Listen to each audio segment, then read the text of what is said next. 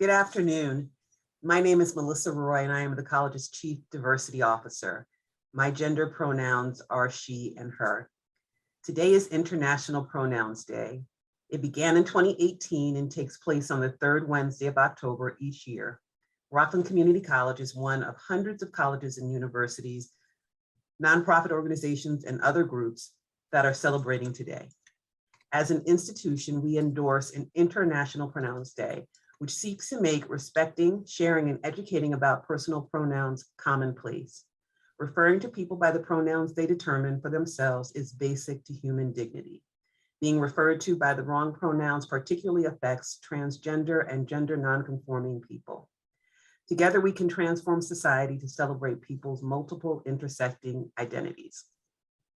Today, Joe Falco, the Executive Director of Student Success, will lead us in the interactive discussion of practicing pronoun inclusion. My name is Joe Falco. I'm the Executive Director of Student Success. My gender pronouns are he and him. I'm going to actually pull up my presentation, so bear with me one moment.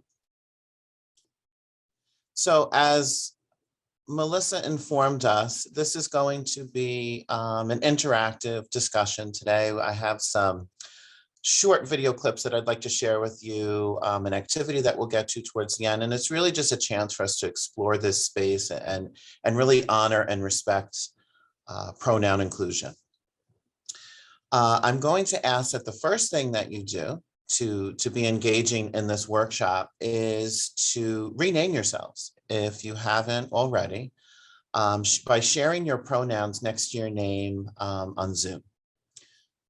So for those of you that aren't sure how to do that, you can go up into your little box where you see your face and you click on the three dots and you can rename yourself.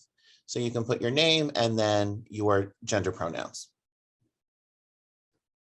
It's little steps like this that help us to really honor and respect pronoun inclusion and make pronouns visible for our students and for our colleagues.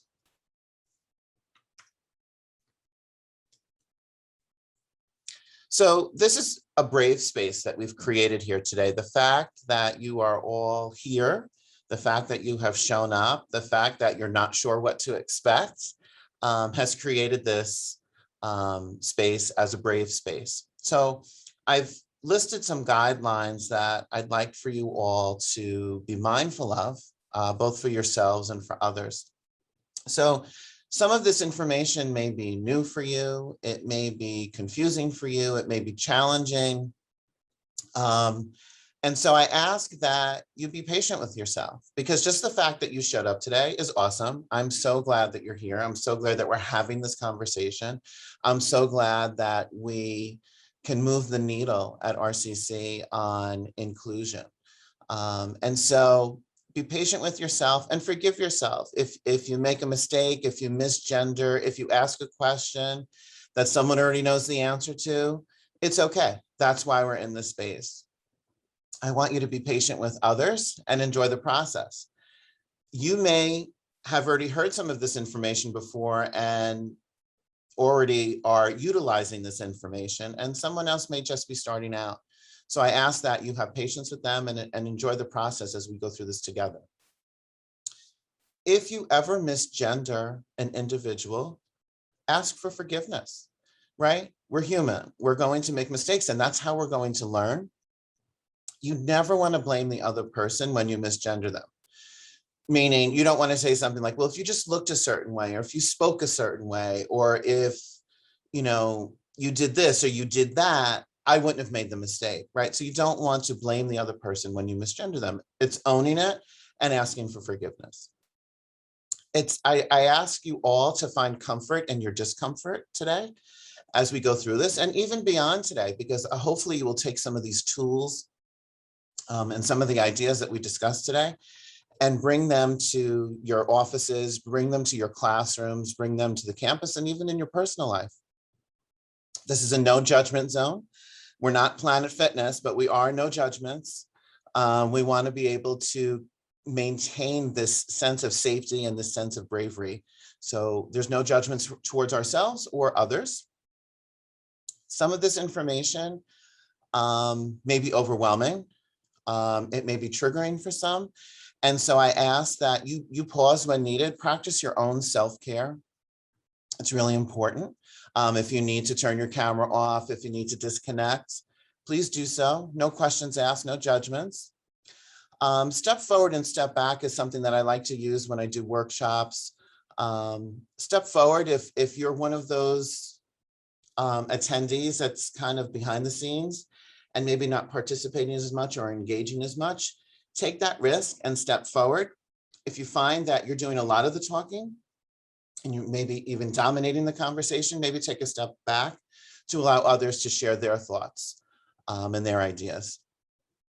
I also want you to celebrate your progress as we go through this event today, this workshop, and practice, using your gender pronouns and identifying by gender pronouns and sharing your gender pronouns is a process. And the way that you will feel more comfortable with the process is by practicing. So I wanted to start by showing you a couple of quick videos about gender pronouns. Let me see if it works this way. People with ADHD save 10 hours studying with this Chrome extension. But no, by all means.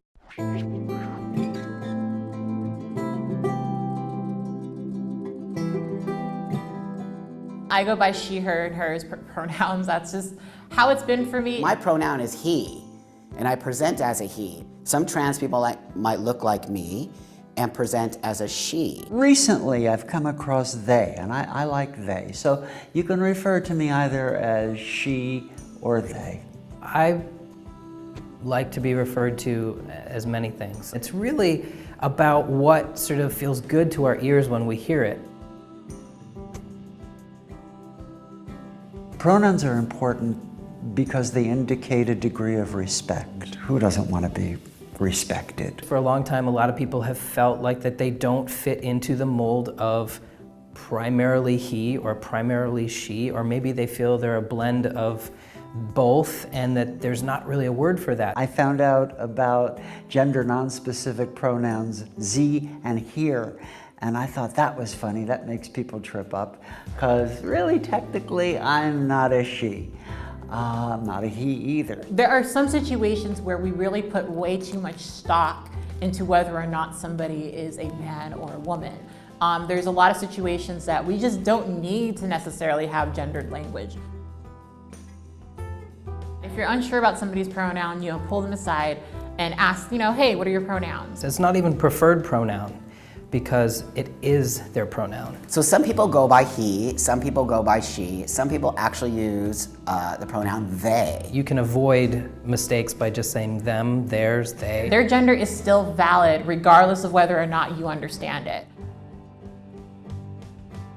Misgendering a person by using an incorrect pronoun is an act of disrespect. Everybody else in the world out there can say, I am, and they identify themselves, and everybody believes them. But when I say I am, I don't know why people just don't believe us.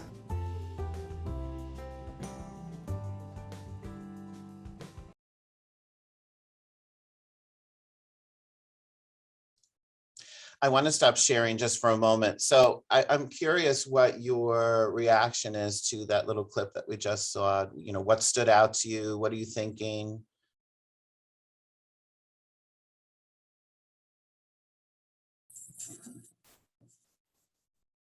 Does it make you think about your own kind of pronoun inclusion, let's say, in your classroom for those of you that are faculty, or maybe in your offices for those of you we're staff or administrators? Oh, I'm looking in the chat. I see Xenia said it was eye-opening. It was great to hear perspective. Okay. Krista, why don't they believe us? Interesting. You thought that was powerful. Emily, think about what pronouns you like your friends and loved ones to use when they refer to you. Would they say she, he, they, etc.? If you, they were talking about you.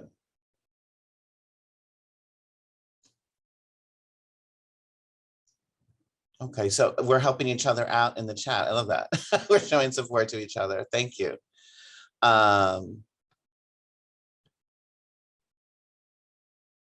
Getting some more comments here.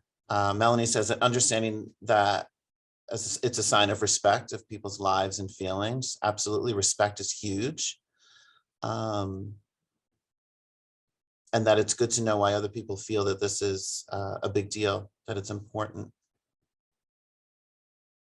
And Carmen says that they believe that everyone deserves that respect, and asking privately is always a big plus. Good. Okay, good. So that's getting us to start thinking.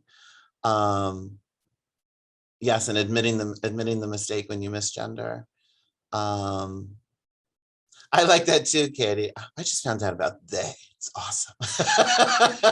I saw you actually smile, Katie, when when they said that. I was like, ah, yeah. It is awesome. Yeah, yeah. Good. So this is great. So we're starting, the juices flowing. We're starting to think about this at a deeper level. You can call me he, you can call me she, you can call me Regis and Kathy Lee.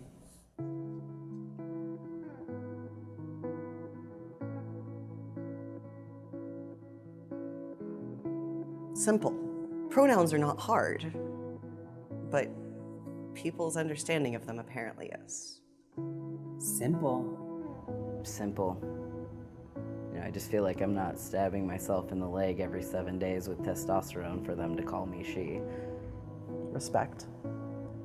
I think it's always important to ask someone what they use, what honors them, and to use that. Gender, the way people look, isn't necessarily descriptive of who they are inside. Difficult. As someone who considers themselves non-binary, I have a lot of trouble interacting with people who've never interacted with someone who uses they, them pronouns. When people hear that I use he, she, and they pronouns, I think they get a little bit nervous, because what if they start using one pronoun and then they say a different pronoun in the next sentence? Then everyone will think they messed up. He, she, it, they, it's just a word. I don't like it when people call me a he. I feel like they need to be corrected right on the spot. When someone knows about my fluidity and chooses a pronoun that resonates well with me in that moment, yay. Key to educate oneself about who you let into your life and how they want to be identified. Useful. If anything, I'd be more hung up on the need some people feel to attach preferred. That could give people an inaccurate idea of what being trans is, because my pronouns aren't preferred, they just are, because my gender's not, you know, a desire that I have or like a wish or something. It's who I am. It's just part of me. Useful. I mean, it's easier to talk to somebody when they know how to address you. Feel good about pronouns. It feels great to have the ability to choose your own pronouns. Constant. That is a thing that I constantly have to fight for. All my friends and family are on board, so I don't have to worry so much. But I always worry about what pronouns strangers are using for me in their heads, which is really just a silly thing I should not even be thinking about. Individuality. Given they might not know how to address you unless you tell them, or if they ask and you answer them. I would say patience would be the word I think of. When somebody uses my pronoun, I don't get angry, I just re-correct them and help them really understand, the importance of how misusing somebody's pronoun can be offensive. Identity, and you better get it right. In the workplace, people who persistently misgender you are actually guilty of sexual harassment. So what's more important, how you see me or respecting how I see me?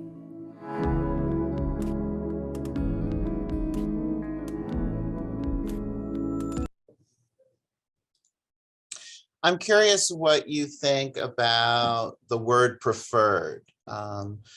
When we started talking about and really bringing visibility to gender pronouns, the common expression was preferred pronouns or preferred gender pronouns. But just like we heard in the clip, preferred makes it sound like there's choice involved, right? So I'm curious, what do you all think about that? So Joe, I already responded in the chat. Now I don't like it. I never gave it a minute's thought until just now. Yeah. But now I don't like it. We shouldn't say preferred, it's just someone's pronoun. Yeah, absolutely. Other thoughts?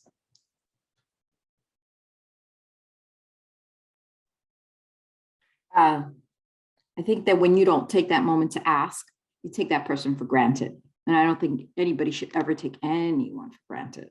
Just asking is a simple act of acknowledgement. Mm-hmm. Good. Asking is a form of respect. Now, I see that Chisamba has an excellent question in the chat. Chisamba's question is, what do you do about the nervousness or fear to ask what a person's pronoun is? I think a lot of people face this, and I agree with you, Chisamba, that there is that fear. So I'm gonna ask the crowd. How many of you have experienced this where you've asked another individual what their pronouns are? Would anyone feel comfortable sharing an experience? Or maybe you've been on the receiving end of somebody asking you.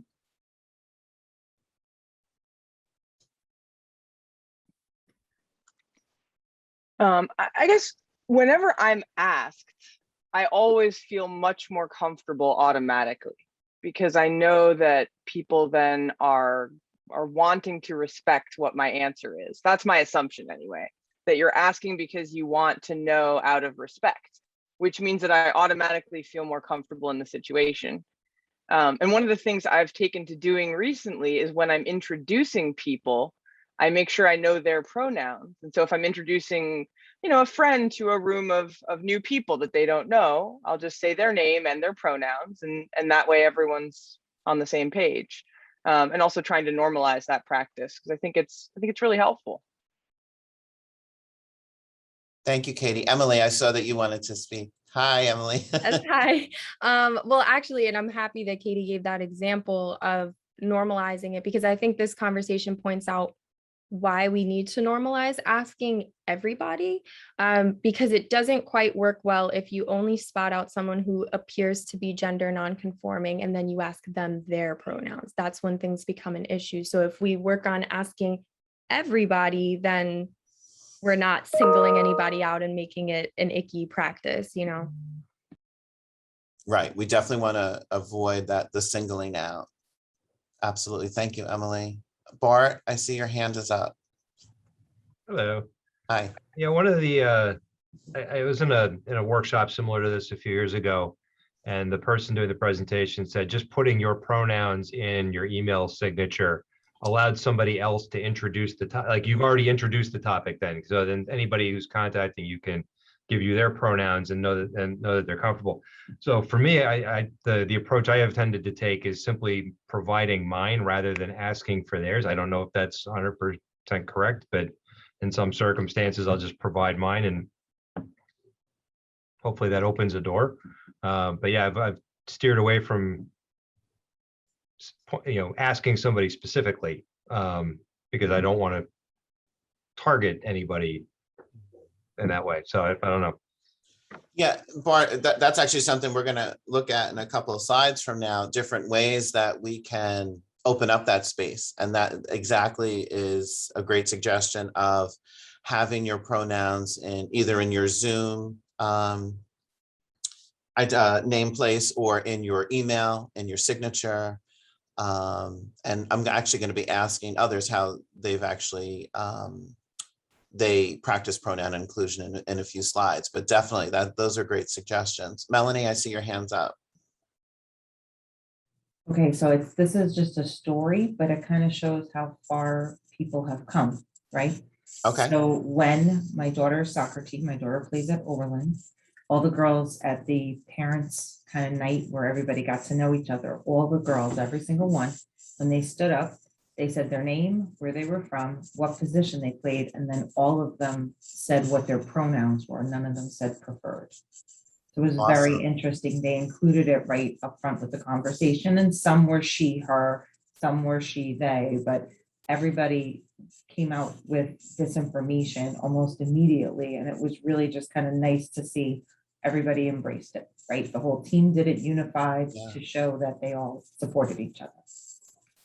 That's great, Melanie. And one thing about that is when, you know, we have everyone on a team or in a class or at a meeting share their gender pronouns, it's important for whoever is hosting or coaching or teaching to be able to respond to any questions that may come up, like, why are we doing this, or why was that done? Because there's another layer of education that comes here, right? There's another moment of learning. And so whoever, you know, decides to include that in their space has to be prepared. There may be some questions that kind of evolve from the sharing of pronouns. Zenya, I see you have a question. Yes, it's more like a statement. I wouldn't even say it's a question. Hi, everyone. Hi. I just wanted to say that number one, in one of my first classes, I had a student come right to me with a letter and a note and telling me exactly what they wanted to be called. And I really, for me, that was eye-opening, because it took, I was like, oh my goodness, this was something I may not have thought of as I'm interacting in the classroom, etc. So I was truly appreciative of that. And I appreciate having some time to actually change my pronouns and place them on my Zoom, because we get these tips and tricks, right? Yeah. But we don't necessarily have the time to do it, or we forget as we go through our day. And so for you to say, like, this was interactive and the first thing we're going to do is this, I'm appreciative of it, because I've been meaning to do it for so long. Good. I've seen it. I'm like, oh yes, that's what I need to do. That's what I need to do. So coming here today, I'm like, I feel like I could check something off, and that given the time for the discussion and the time for something like this, you know, I'm glad that I'm here. So thank you. Thank you for that, Zenya. Yeah, I mean, this type of activity, this type of engagement is really giving us all the chance to, you know, drop the seeds and begin to fertilize, right? So it doesn't mean that we have to do everything that we hear today all at once, but if we start hearing and we're like, oh, you know what, I'm going to start putting my name on Zoom, or I'm going to take a look at my email signature, or I'm going to rethink how I interact with students on the first day, kind of thing. That's progress, right? That is progress. I love how Emily said, like, take away the ickiness, right? I think it just gets no better than that. It gets no better than that. I really liked how she put that. Thank you so much for allowing me to share. Sure, thank you for sharing. Now I see Krista, this is another great point. Krista says she had a student ask what pronoun to use in a paper they were writing about a TED Talk.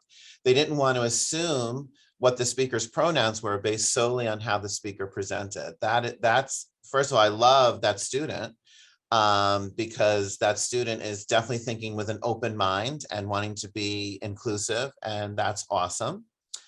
And that they ask for guidance. I mean, that's amazing. And Emily's adding too that this, you had a student this semester asked during class if singular they was considered grammatically correct. And that's come up in a lot of conversations. You were able to point to the MLA handbook and say, yes, it is. Yes, it is. APA also. Right, we don't need MLA and APA telling us, but yes, it is considered grammatically correct now, which is awesome. That's another step in the progress direction, right? With inclusivity, which is awesome. Okay, so I want to go to some of the other slides that we have. So give me 1 second. Pull up my. Get out of this. Oops.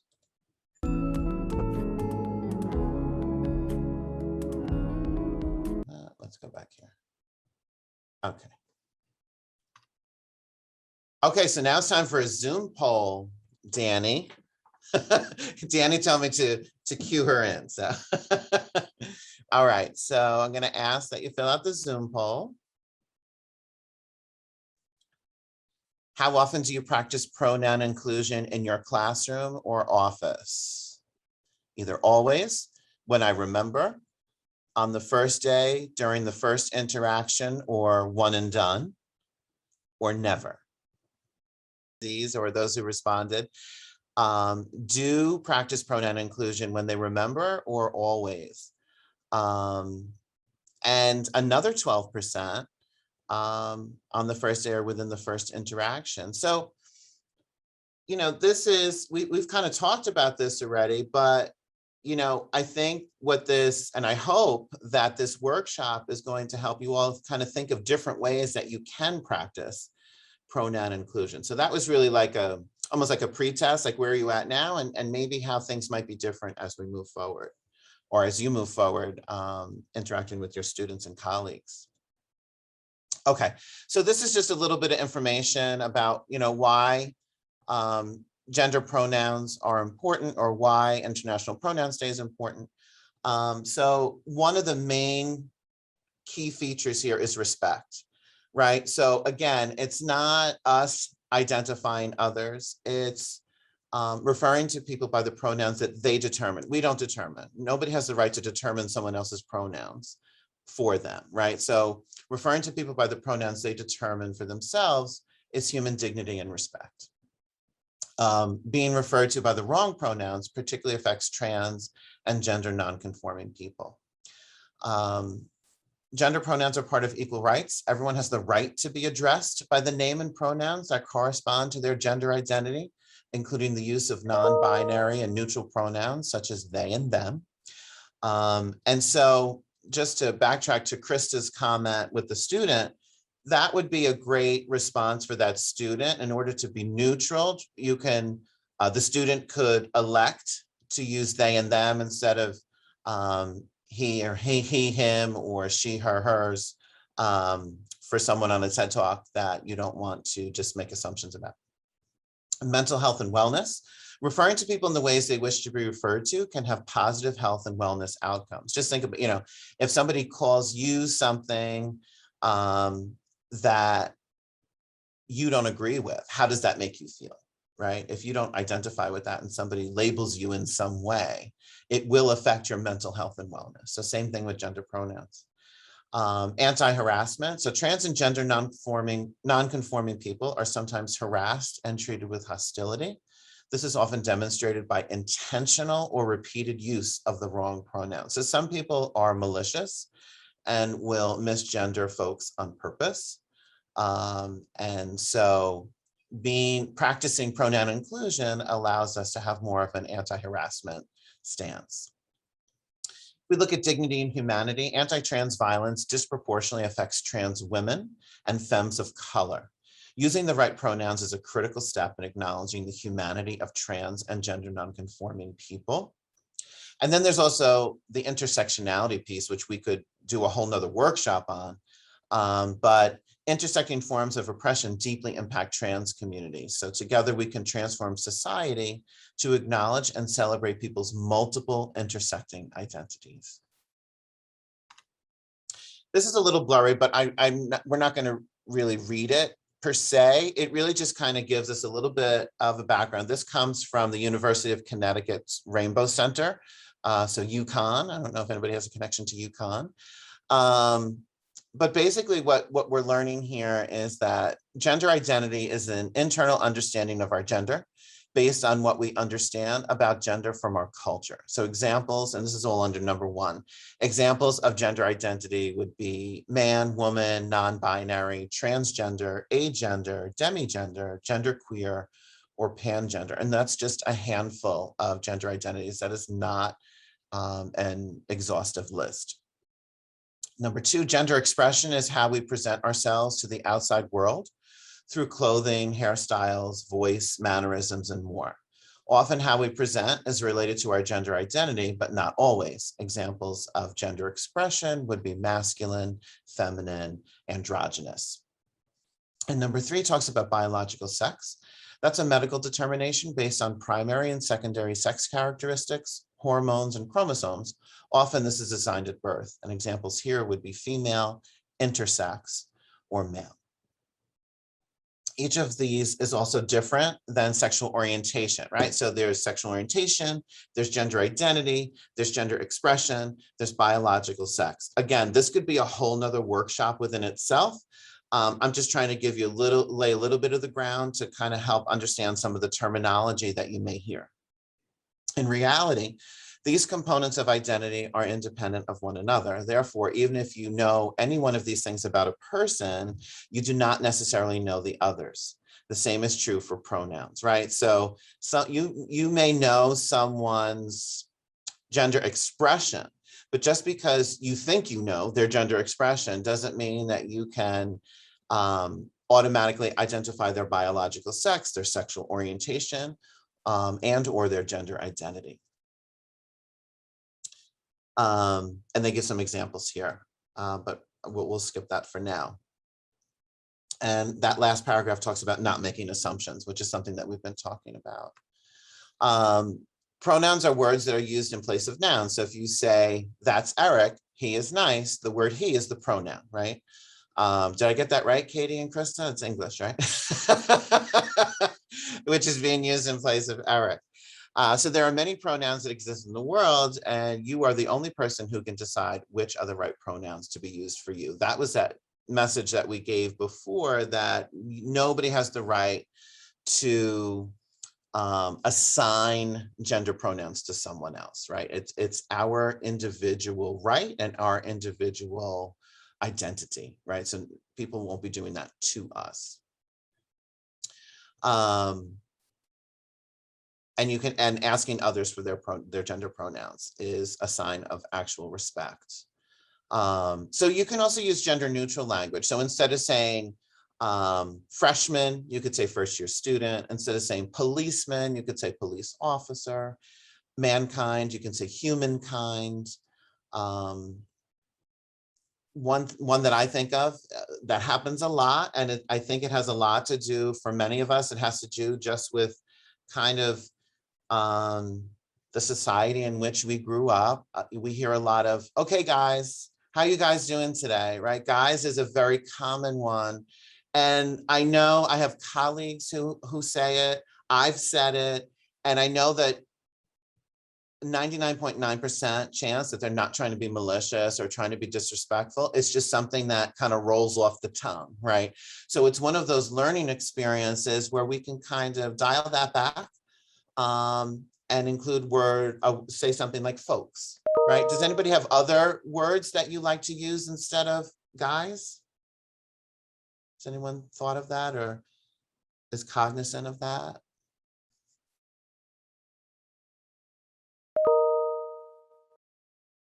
Okay. It's so something Joe, in the chat, people are responding. Y'all. Oh, I'm sorry. Y'all, everyone, people, friends, scholars, as other options. Great, thank you. I can't see the chat. That's why. Thank you, Melissa. Okay, awesome. So great. We're thinking about that, and we're coming up with other gender neutral language. That's great. And this next part goes back to what Chisamba was asking before. Sorry, I forgot to ask. I use they, them, theirs pronouns. How about you? Or can you remind me which pronouns you use? These aren't the only ways that you can ask about pronouns, but these are two possible ways to ask about pronouns. If you're unsure of someone's pronouns, you can use their name in place of any pronoun, such as Sam was feeling hungry, so Sam went to the dairy bar for a snack. If you're not sure. Sometimes a person's pronouns will change. Using pronouns other than the ones a person has asked you to use can make them feel unwelcome, invisible, or unsafe, right? This is called misgendering. If you make a mistake, quickly correct yourself and apologize. Making a big deal out of the mistake can actually make the misgendered person feel even worse, right? So if we kind of carry on for 20 minutes about how we misgendered them, that could actually also make them feel uncomfortable, make them feel unwelcome, make them feel invisible or unsafe. So we want to be mindful of that. There are some examples here, and the next slide has other examples of the subjective, objective, passive adjective, and passive pronoun, and reflexive breakdown of different gender pronouns, right? So we have the she, he, and they. I want to kind of go down to the fourth and fifth, which talk about ze, zir, zir's pronouns. Ze, zer, zer's pronouns, and a, airs. You may see this. You may see some students who identify as such. One thing we're going to talk about in a moment is how RCC has upgraded our technological infrastructure, affording both staff, faculty, and students the opportunity to provide their gender pronouns in Banner and in my RCC. And so we'll take a look at that in a moment. So you may see this type of breakdown. At the end, what I'm going to show you, or share with you rather, is an activity that if you want to start really continuing this conversation in your classrooms, that you can do with your students, you can do with your staff, you can do in your departments, or even in your schools. You can start practicing how to identify the subjective, objective, etc. breakdown of gender pronouns. It's a great activity that you can share with others. This is another example here. There are no male, female, or man, woman pronouns. All pronouns can be used for any gender as they are gender neutral. We also no longer say preferred, right? We talked about that. There are infinite number of pronouns available. Always ask someone for their pronouns. You cannot tell just by looking at someone what their pronouns are. And respect. If someone takes the time to share their name and pronoun with you, use and respect it. It's not up to you to decide that person's identity. Okay, let's do the second Zoom poll, Danny. It's related to what Bart was mentioning before. So tell us how you incorporate pronoun inclusion in your email signatures. My RCC email signature includes my pronouns. All my RCC and non-RCC email signatures include my pronouns. None of my email signatures include my pronouns. Okay, we're pretty much split here, right? And this is something that we kind of talked about before. This is a great way for us to kind of take away from this workshop what are some small steps, low-hanging fruit that I can address to maybe start doing something differently to be a little more inclusive with gender pronouns. And so your email signatures, both your RCC and non-RCC email signatures are a great place to start. So how can you make a difference? You've already done the first one. Share your pronouns next to your name on Zoom, Teams, Blackboard, Collaborate, etc. Add your pronouns in your email signature. Today, you can use the hashtag Pronouns Day. You can do that on your Insta. You can do it on Twitter, on LinkedIn. These are all ways for you to kind of show support and be inclusive. You can post your own pronouns on social media. On your, like Facebook, for example, you in your kind of about portion, or even next to your name, how you identify yourself on social media, you can add your pronouns just like you would on Zoom or Teams. So you can normalize sharing pronouns during introductions in your classrooms or at department, division, staff, committee meetings. So depending what your role is at the college, you can normalize the sharing of pronouns so that, again, there may be some discomfort at first with some of the attendees at the meetings or in the groups or in the classrooms, but increased exposure will help to reduce some of that discomfort, right? So it's great to be able to move that needle forward. Having name tags that include a place for pronouns available at in-person gatherings is another, these are all quote unquote, inexpensive ways of being able to really show support and inclusion. And then of course, what you're doing right now is engaging in a workshop on how to share and ask about pronouns and how to recover from mistakes.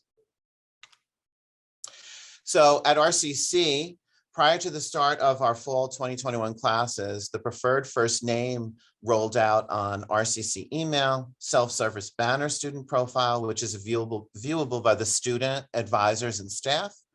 The class list of registered students, which is viewable by faculty and academic affairs staff, and in the schedule of classes.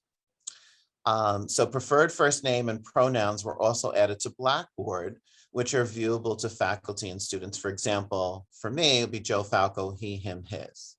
So this is a great example of how RCC is moving the needle forward and becoming more inclusive for our students and for our staff and faculty as far as gender pronouns. Oh my God, okay. Do I have to do it with that one? What a pro. I don't even.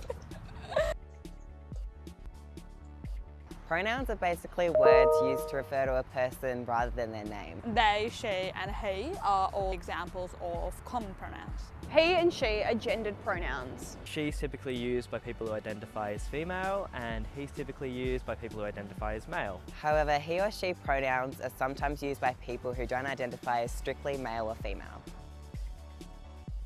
Some people prefer gender-neutral pronouns. Gender-neutral pronouns are generally used by people who identify as genderqueer or non-binary. A few common gender-neutral pronouns are they, ze, and a, but there are a whole array of gender-neutral pronouns. People think long and hard about the pronouns I'd like to use and why. If you use the wrong pronoun for someone, that's what's called misgendering. When a person has new pronouns, it can take a bit of getting used to, but it's really important to use the right ones. A person's identity is very important, and it's super important to respect that.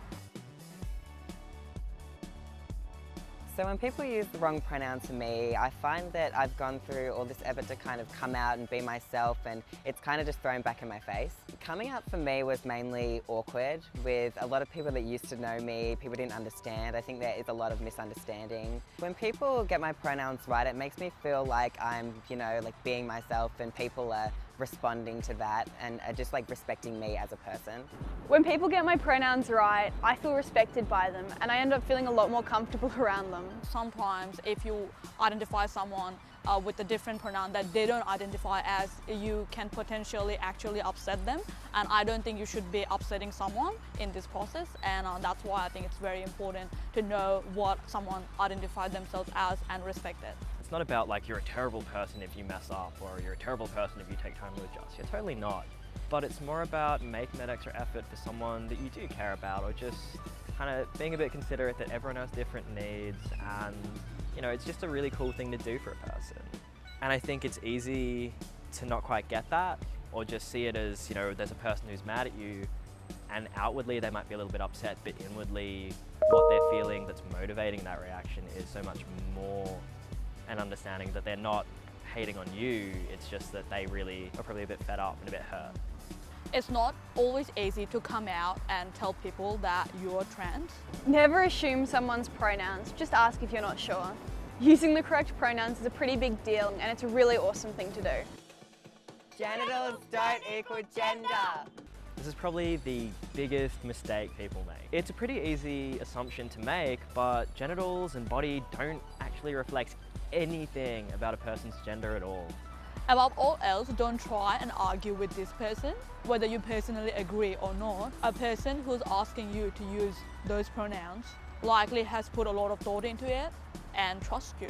Basically, what's more important? Someone's anatomy or who they really are and their happiness? Sometimes, however, you will slip up and use the wrong pronouns. It's not good, but it does happen. Getting used to someone's new pronoun can take time. And you may feel pretty awkward or even guilty when you make a mistake. Some may sound pretty strange at first, and changing the words you use in general can be harder than expected. If you do slip up accidentally, it's important to not lash out at the person or blame them. You might not pick it up instantly, and it's important to try hard on this. But if you do slip up, don't snap on it. Just keep trying your best and you'll get the hang of it with time. Don't freak out, just make a quick apology, correct yourself, and keep going with the conversation. Making a big deal out of it, it's probably gonna make them feel bad and make the situation very uncomfortable for both of you. If you hear someone deliberately or even accidentally using the wrong pronouns for a person, don't hesitate to pull them up on it and politely correct them. Hopefully that helps to explain pronouns a little bit better and lets you know how much it can mean to a person. And it's super important to get them right as much as possible. Something as small as a tiny word like that could have a huge impact on a gender diverse person. Both how they feel at the moment and how they feel in the long term. Having good, accepting, awesome, and loving people around you can really be life-changing. Thank you so much for watching our video. This video was completely written, filmed and edited by us, the gender diverse and same-sex attracted young people at -18. Help support trans young people by sharing this video far and wide. And please support the work we do by subscribing to our channel. Okay.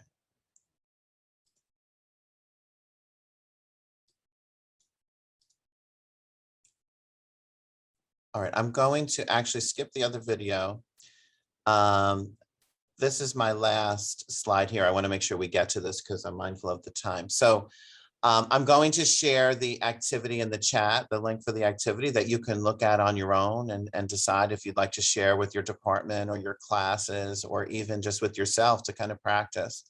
But I'm curious, what are some ways you practice pronoun inclusion in your classrooms or offices? How do you feel as we close out this session? And what are your takeaways from our time together today? You don't have to answer all of these, just I'm just trying to give you some prompts to help us have a little bit of discussion here.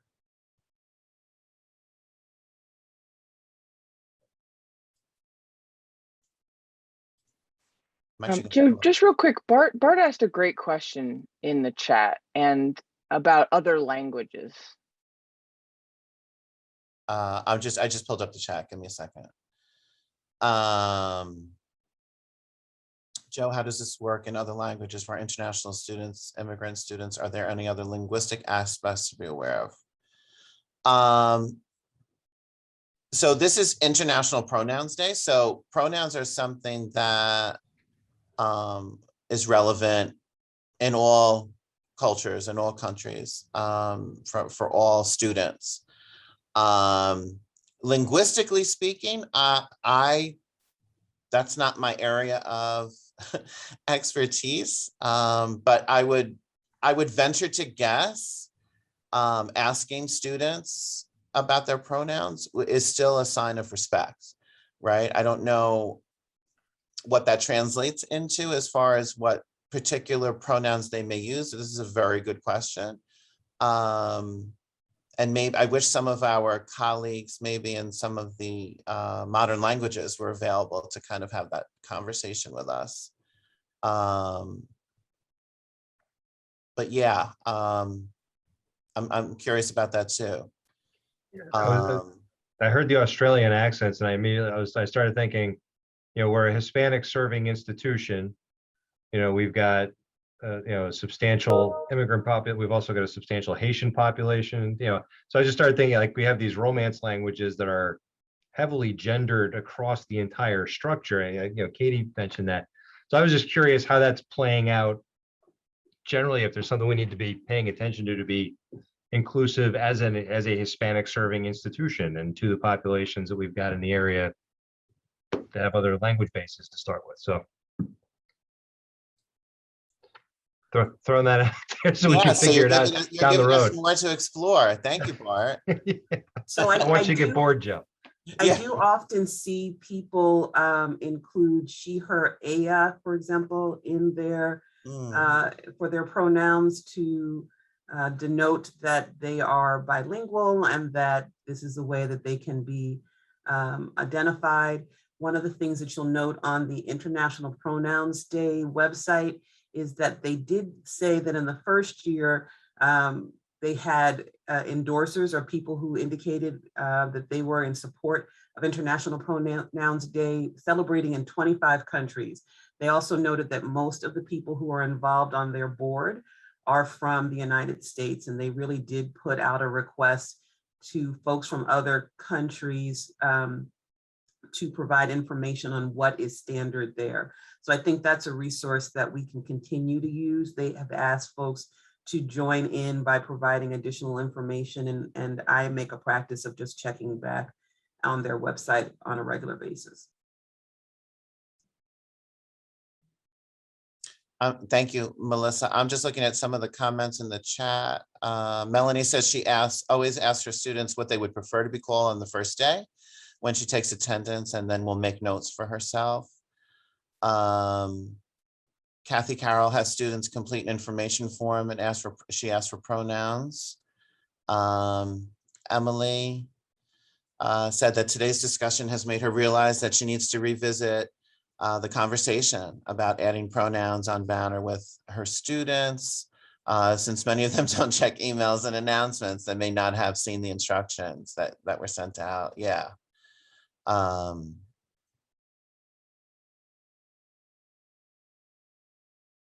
Trio asked for pronouns as part of the application. Awesome, Christina.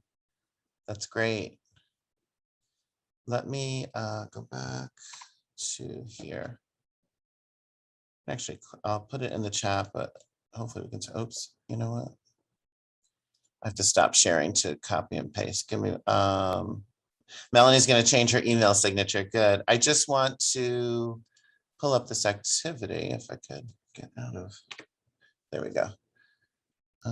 Give me 1 second.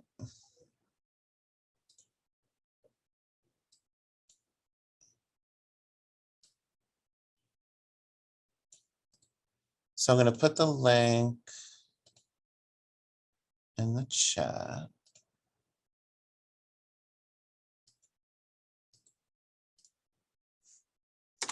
So that's the link to the activity. But I'm going to actually pull it up here. I know we have a couple minutes left.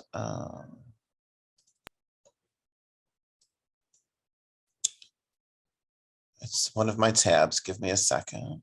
Here we go. Okay, so you can play pronouns and you can select a pronoun. So we'll do, let's do he, right? So it shows you that how to pronounce it. And it says a pronoun often used by male identifying people, sometimes also used by non-binary people. And so it's he, him, his, and himself. Okay, so then what it does is shows you it would be he really loves burgers. Those cats belong to him. His bedroom is upstairs. And he's all by himself. So now they quiz you. Okay, you ready? They gave you an example of each. So now you get to type in, what would we put here? He. Oh, oops, not HR. Not HR, he. He loves cheese a lot. Okay, I called Him. him yesterday. That is His. His, not mine. He touched the bird Himself. himself. I'm in love with Him.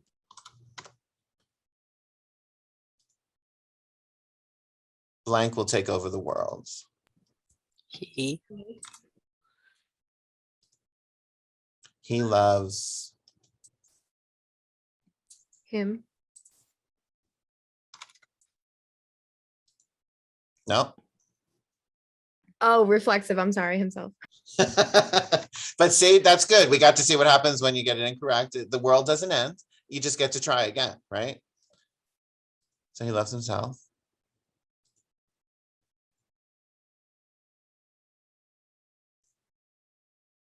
His.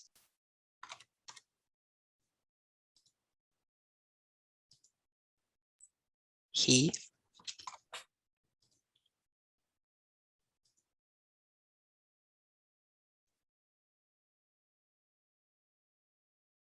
His. We got 100%. You learned a new pronoun, right? So this is something, you can practice, especially for those of you that are trying to kind of figure out maybe some of the new ones and how to incorporate them. But it's also something, an activity that you could do. You can even make it like a competition with, some students in your class or something. If you want to play like a game or something, icebreaker kind of thing, if you're introducing the topic. So the link is in the chat, so that's how you can access it. I'm mindful of the time. Does anybody have any last minute questions or thoughts about today's workshop?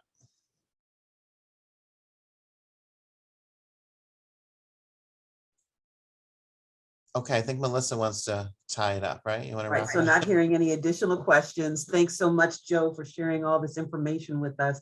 I particularly like your point that there are a lot of low-hanging fruit options that we can adopt in a very easy way. And I love the point that they were low cost, right? They don't cost anything, just a little bit of effort.